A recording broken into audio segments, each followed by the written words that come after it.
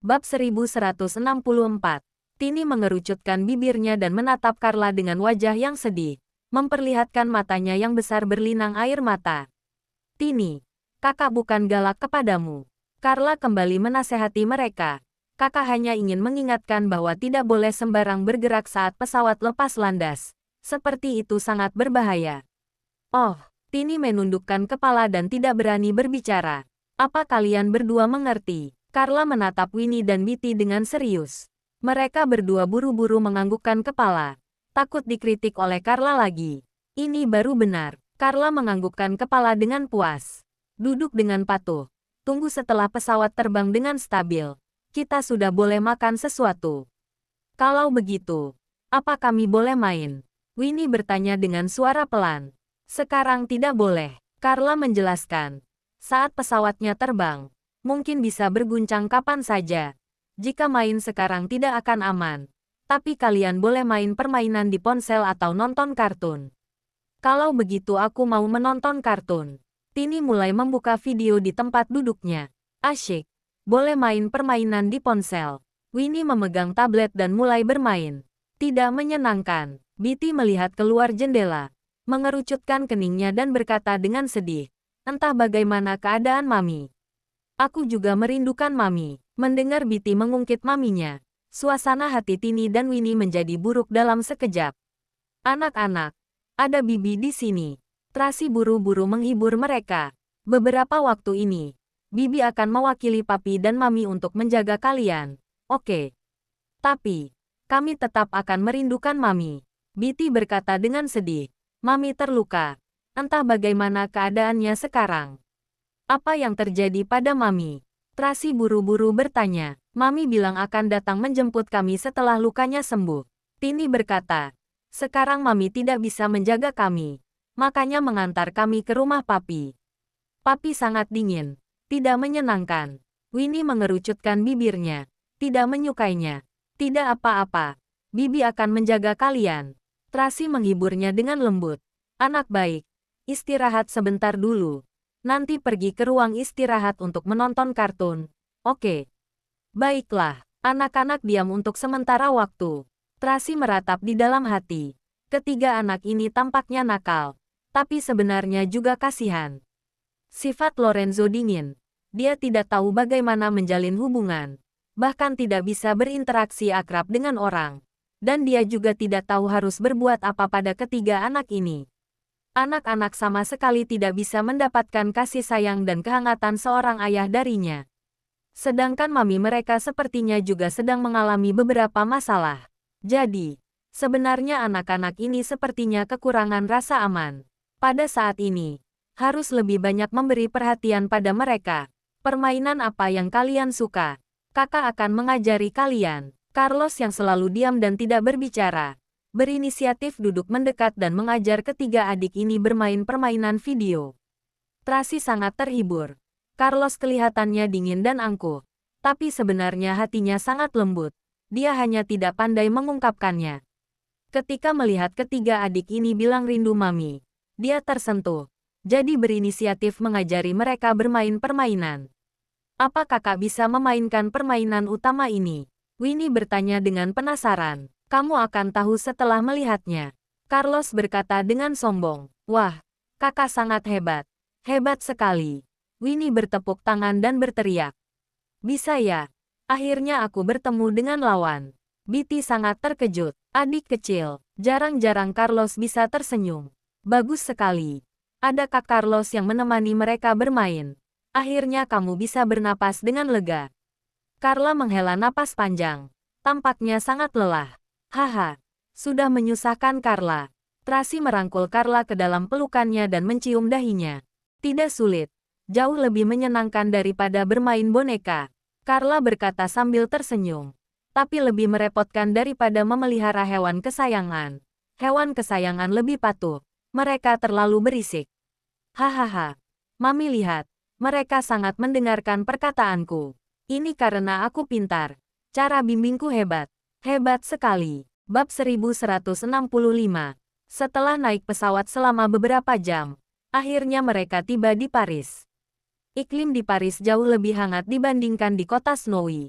Meskipun gerimis dan berangin, namun tidak turun salju. Suhunya belasan derajat Celcius, cocok untuk mengenakan jaket biasa. Carla dan ketiga anak itu sudah tertidur semua. Para pelayan membantu mereka mengganti pakaian dan menggendong mereka turun dari pesawat. Carla terbangun sebentar, mengucek matanya, merangkul leher Naomi dan melanjutkan tidurnya. Carlos tetap tenang seperti biasa. Setelah selesai ganti pakaian, dia mengikuti Tracy berjalan turun tangga dari pesawat. Duke Louis membawa sekelompok orang datang menjemput Tracy. Belasan unit mobil mewah parkir di landasan. Tracy baru turun dari tangga, tapi Duke sudah menyambut kemari dengan penuh semangat. Tracy, akhirnya kamu sampai juga. Sudah lama menunggukan, sudah merepotkanmu. Tracy memandang sambil tersenyum. Sangat sungkan dan sopan, tetapi juga menjaga jarak. Menunggu calon istri sendiri itu sudah seharusnya aku lakukan. Tidak perlu repot. Duke memandang dengan wajah penuh senyuman. Senang sekali. Tidak disangka bisa bertemu begitu cepat. Ya, kali ini harus merepotkanmu. Tracy sedikit tersenyum. Kita adalah satu keluarga. Aku sangat senang. Bagaimana mungkin repot? Duke sangat senang dan berinisiatif menyapa Carlos. Carlos, apa kabar? Paman Duke, apa kabar? Carlos menyapa dengan sopan. Selamat datang di Paris. Duke membungkukkan badan dan berjabat tangan dengannya. Terima kasih. Carlos membalasnya sambil tersenyum. Di mana anak-anak yang lain? Aku membawakan hadiah untuk mereka. Duke bertanya dengan antusias. Sudah tertidur semua. Saat Tracy berbicara, Tabib Hansen turun. Duke buru-buru maju ke depan untuk membantu. Dia menyapa Tabib Hansen dengan antusias dan memapah Tabib Hansen naik mobil. Tracy melihatnya dan merasa sangat senang. Pengaturan Duke sangat menyeluruh. Membiarkan Tracy dan anak istirahat satu malam di Paris. Keesokan paginya, baru membawa mereka pergi ke kebun anggur Bordeaux. Perkebunan ini adalah milik keluarga Louis. Tanahnya luas, iklimnya hangat, pemandangannya indah, dan sangat tenang. Tidak hanya ada banyak kebun anggur yang indah, kilang anggur, juga ada peternakan dan lahan usaha tani. Tabib Hansen dan anak-anak sangat menyukai tempat itu.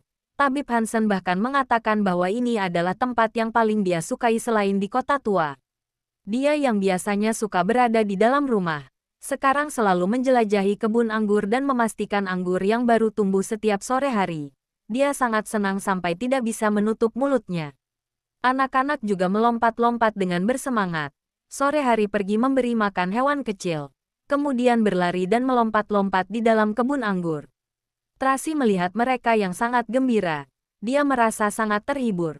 Sekarang dia hanya berharap bisa melewati 45 hari yang tersisa dengan tenang di sini. Penyakit dia dan Carla bisa sembuh total. Di saat yang sama, dia juga berharap masalah di negara Emron bisa diselesaikan secepat mungkin. Ada lagi Daniel. Dia menelepon Ryan pada hari dia mau berangkat. Sudah 3 hari. Daniel tetap tidak menelpon Carlos. Carlos melihat ponselnya setiap hari. Meskipun dia tidak mengatakan apa-apa, tetapi matanya penuh dengan kekhawatiran. Malam ini, akhirnya Carlos bertanya pada Tracy. Mami, aku ingin pulang. Carlos, kamu sedang mengkhawatirkan papi. Tracy menatap Carlos dan menasihatinya dengan suara rendah. Kamu baru berusia 6 tahun dan masih kecil. Walaupun kamu pulang, juga tidak bisa berbuat apa-apa. Setidaknya aku bisa tahu keadaan papi dan Charles. Carlos sangat bersikeras. Selain itu, walaupun aku tidak bisa melakukan apa-apa, tapi aku bisa membantunya. Pokoknya aku ingin pulang. Kalau tidak, aku tidak akan bisa tenang. Tapi Paman Ryan bilang, papimu ada di negara Maple. Kamu pulang ke kota Bunaken juga tidak bisa bertemu dengannya. Tracy sangat cemas. Begini saja, Mami akan menelpon Thomas.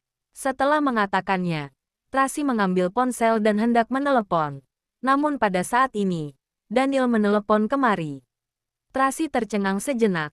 Ia segera menerima panggilan teleponnya. Halo, kamu mencariku. Suara Daniel sedikit rendah dan juga sedikit serak.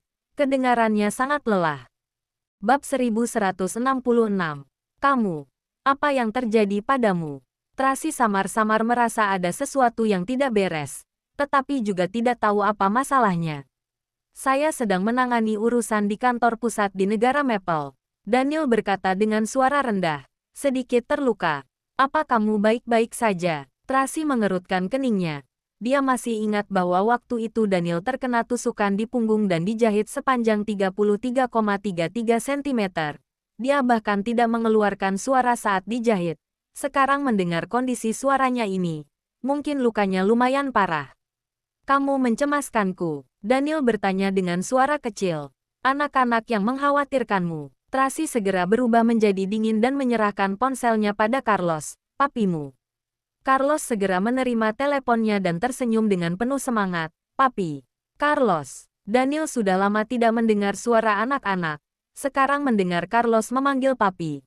Tiba-tiba rasa sakit di tubuhnya perlahan menghilang. Apa papi baik-baik saja? Carlos bertanya dengan penuh semangat. Kenapa papi mematikan ponsel? Beberapa waktu ini aku tidak bisa menghubungimu. Apa yang sebenarnya terjadi? Papi sedang mengurus sesuatu di negara Maple. Tidak leluasa mengangkat telepon. Daniel berkata dengan lembut. Kota Snowy sangat dingin. Apa kamu dan Carla sudah terbiasa? Bagaimana dengan pengobatan Carla? Aku dan Carla sangat baik. Kesehatannya pulih dengan sangat baik. Carlos sengaja menghindari poin-poin penting. Tidak mengungkit bahwa mereka berada di Paris. Baguslah kalau begitu, Kak Carlos. Apa itu papi? Pada saat ini, Carla mendengar suaranya dan buru-buru berlari kemari. Berikan ponselnya padaku. Carlos memberikan ponselnya kepada Carla. Carla segera berteriak di telepon. Papi, papi. Carla, papi. Carla mendengar suara Daniel. Tidak bisa menahan diri dan menangis.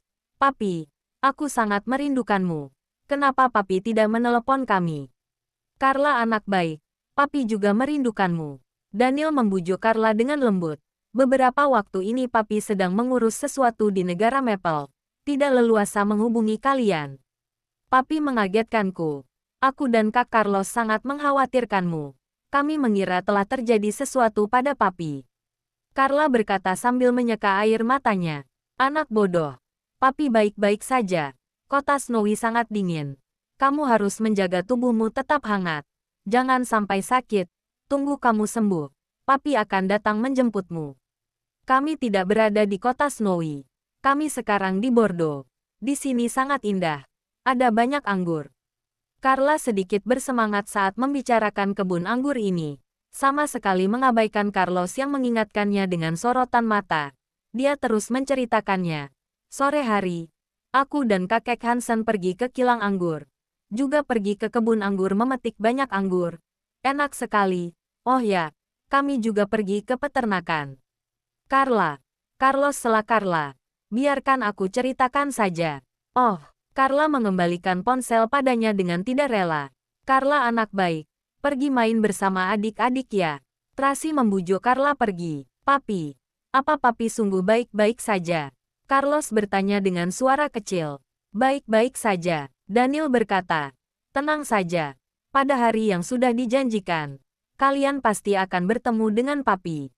Baguslah kalau begitu. Berikan teleponnya pada mami. Daniel memerintahkannya. Oh, Carlos memberi ponsel kepada Tracy. Ekspresinya sedikit khawatir. Kamu juga pergi main sana. Tracy mengusap-usap kepalanya. Ya, Carlos pergi dengan enggan. Tracy menjawab teleponnya. Ada hal lain. Untuk apa kamu pergi ke Paris? Daniel bertanya dengan terus terang. Apa hubungannya denganmu? Tracy berkata dengan dingin. Daniel menarik napas dalam-dalam. Sepertinya sedang menahan sesuatu dengan segenap tenaga. Sebisa mungkin membuat suasana hatinya tampak tenang. Ia berkata dengan lembut dan tulus. Jika ada masalah di negara Emron, kamu kembalilah ke kota Bunaken. Orang-orangku akan melindungi kalian. Kamu tidak perlu pergi ke Paris. Meskipun keluarga Duke Louis adalah keluarga bangsawan, tapi tidak ada pengalaman dalam melawan kekuatan gelap. Sudahlah, Tracy menyelanya. Kakakku sudah mengutus orang untuk melindungiku. Kamu tidak perlu khawatir. Jika tidak ada masalah lain aku tutup teleponnya. Bab 1167. Tracy langsung menutup telepon dan menatap ponselnya dengan ekspresi yang sedikit rumit. Namun dengan sangat cepat ia menenangkan suasana hatinya. membalikkan badan dan pergi menemani anak. Daniel memegang ponsel dan berbaring di ranjang. Tubuh bagian atasnya yang telanjang tertancap berbagai macam selang dan jarum. Pengobatan selama setengah bulan membuat berat badannya turun banyak. Tampak sangat pucat dan kurus. Matanya menjadi cekung, membuat orang tidak tega melihatnya. Selain itu, sekarang semua orang tidak tahu bahwa cara pengobatan seperti ini sebenarnya efektif atau tidak, karena tidak terlihat tanda-tanda membaik. Namun hanya bisa terus bertahan. Namun ini juga baru dimulai. Harus bertahan selama beberapa waktu. Baru bisa terlihat efeknya. Dokter bilang, pengobatan seperti ini sungguh sangat sulit dilalui. Jika tidak ada tekad yang kuat, orang biasa mungkin tidak akan bisa bertahan. Pengobatan terasi waktu itu sudah memasuki koma berat, tetapi Daniel tidak begitu. Dia menjalani pengobatan dalam keadaan sadar. Selain itu, demi melindungi otaknya dari kerusakan, maka tidak boleh menggunakan anestesi dalam seluruh proses. Selama setengah bulan ini, dia seperti barang uji coba dan telah mengalami gangguan yang tak terhitung jumlahnya. Dia harus menahan rasa sakit dan penderitaan yang luar biasa ini. Orang luar biasa yang bisa bertahan. Dia mengandalkan tekad yang kuat untuk bertahan sampai sekarang. Sungguh merupakan keajaiban. Hari ini dengan tidak mudahnya sedikit membaik, sehingga bisa menelepon. Tuan Daniel.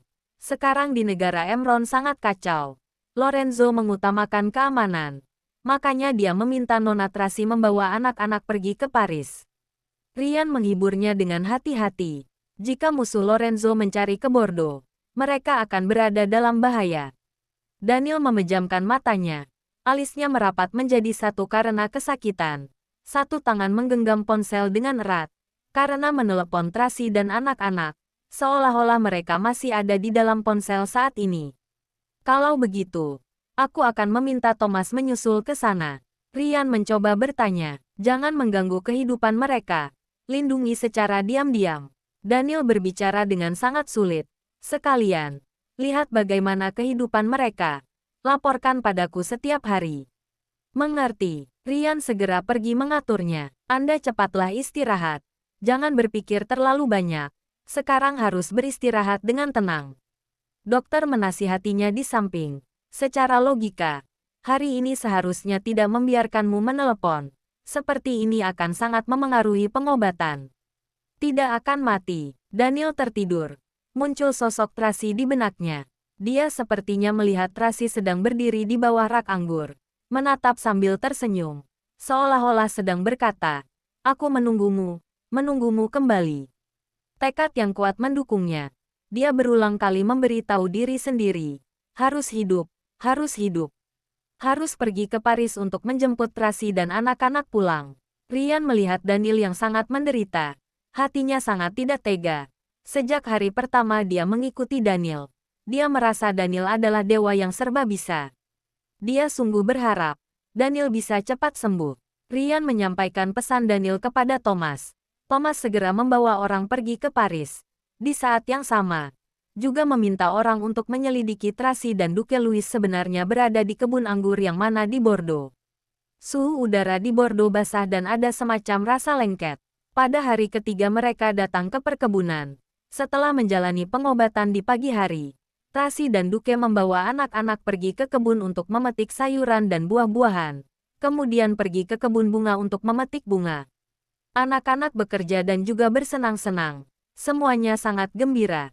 Bahkan tabib Hansen pun juga sangat menyukai kehidupan di sini. Dia duduk di atas kereta kuda, merokok dengan santai, melihat anak-anak bermain dan berlari bersama dengan canda tawa. Wajahnya muncul senyuman hangat. Dixon menemaninya di samping. Tidak bisa menahan diri dan berkata, kehidupan seperti ini juga lumayan baik. Ya, lumayan baik. Tabib Hansen melihat langit, mulai merasa tidak tenang. Tapi sebentar lagi cuacanya akan berubah. Apa akan turun hujan? Dixon menengadahkan kepala untuk melihat langit yang mendung. Sepertinya akan turun hujan lebat. Bab 1168. Setelah menyadari bahwa cuaca telah berubah, dia meminta anak-anak untuk naik mobil dan pulang. Duke tidak peduli dan masih berkata sambil tersenyum. Kenapa buru-buru pulang? Hanya turun hujan saja. Lihatlah betapa senangnya anak-anak bermain. Anak-anak tidak boleh kehujanan. Tracy merasa tidak tenang. Baiklah. Dengarkan kata-katamu. Duke menggendong anak-anak naik mobil. Mobil melaju menuju villa di perkebunan. Tak lama kemudian, turun hujan lebat. Langit sangat gelap. Tracy memiliki firasat buruk. Dia mendesak Paula untuk mengemudikan mobil dengan lebih cepat. Ketika mobilnya sampai di villa, terdengar suara keras, "Prang!" di jarak jauh. Anak-anak berteriak ketakutan. Naomi, Paula dan pengawal lainnya segera waspada. Tracy menjulurkan kepala dari jendela mobil untuk melihat. Seperti terjadi ledakan di jarak dekat. Api membara. Asap tebal perlahan naik ke langit. "Philip, apa yang terjadi?" Duke buru-buru bertanya. "Tuan Duke, jangan cemas. Aku akan segera mengutus orang untuk pergi memeriksanya." Philip segera mengutus pengikutnya pergi memeriksa. Di saat yang sama, pengawal dari divisi keamanan di perkebunan menelepon kemari untuk melaporkan situasi. Terjadi kecelakaan mobil di jalan samping perkebunan. Satu unit truk tangki tiba dengan mobil yang mengangkut anggur. Divisi terkait sudah melakukan transportasi pergi menanganinya. Ternyata kecelakaan mobil. Duke menghela nafas lega. Tapi tetap harus memperkuat penjagaan. Jangan sampai terjadi sesuatu. "Mengerti. Anda jangan khawatir." Mendengar perkataan ini, Tracy tidak banyak berbicara. Tetapi ia tetap merasa ada yang aneh. Setelah pulang ke villa, Tracy memerintahkan Naomi untuk pergi memeriksa situasinya. Pada saat ini, Jeff datang untuk melaporkannya. "Nona Tracy, saya sudah memeriksanya. Itu memang kecelakaan mobil. Tapi masih belum jelas apa perbuatannya disengaja atau bukan." "Apa maksudmu?" Tracy bertanya sambil mengerutkan keningnya. "Mungkin ada orang yang sengaja membuat kecelakaan mobil itu untuk menyelinap masuk ke perkebunan." Jeff berkata, "Aku sudah mengutus orang pergi mengurusnya. Jika sungguh-sungguh demikian, orangnya akan cepat tertangkap." "Siapa itu?" Naomi bertanya dengan curiga. "Apa itu musuh keluarga Louis?" Paula menebak. "Seharusnya bukan." Jeff menganalisis dengan tenang. "Mungkin orang dari negara Emron ikut kemari." Mendengar kata-kata ini, Naomi dan Paula sangat panik dan wajahnya berubah. Dia adalah orang-orang khusus yang terlatih. Menghadapi lawan dari luar, mereka bisa meremehkannya. Namun jika itu adalah orang dari negara Emron, mungkin tidak akan mudah dilawan. "Tenang saja. Aku akan mengurusnya." Jeff sangat tenang. "Beberapa hari ini kalian jangan sembarangan pergi. Setelah aku menangkapnya baru kita bicarakan lagi." "Ya." Naomi dan Paula menganggukkan kepala. "Sudah menyusahkanmu, Jeff." Tracy berkata, "Tetap perhatikan keselamatan." "Sudah seharusnya aku lakukan, Nona Tracy." Jeff sekali lagi berpesan pada Naomi dan Paula. "Masalah keamanan di luar serahkan padaku. Kalian bertanggung jawab untuk menjaga keselamatan Nona Tracy dan anak-anak saja." "Mengerti." Jeff pun pergi. Tracy sekali lagi berpesan pada Naomi dan Paula, harus mengutus orang dengan baik untuk melindungi sepenuhnya anak-anak. Naomi langsung pergi mengaturnya. Paula tetap tinggal untuk memeriksa kamar. Ia tidak bisa menahan diri dan berkata, "Aku mengira kita sudah aman datang ke sini. Tidak disangka orang-orang itu bisa mengejar kemari. Jika tahu lebih awal, lebih baik tinggal di kota Snowy saja.